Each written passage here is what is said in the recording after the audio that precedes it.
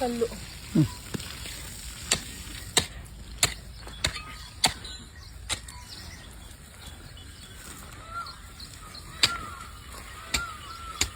ಇಲ್ಲಿ ಮತ್ತೆ ನೀರ್ ಬೇಕಿಯಾ ನೀನು ಅಮ್ಮ?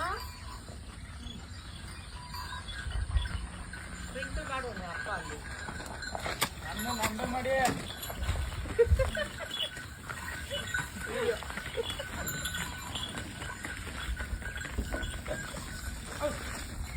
ಆಯ್ತು ಅನ್ಸುತ್ತೆ, ಬೇಕಾದಷ್ಟು ಇಲ್ಲೆಲ್ಲ ಅರ್ಧಾಯ್ತು.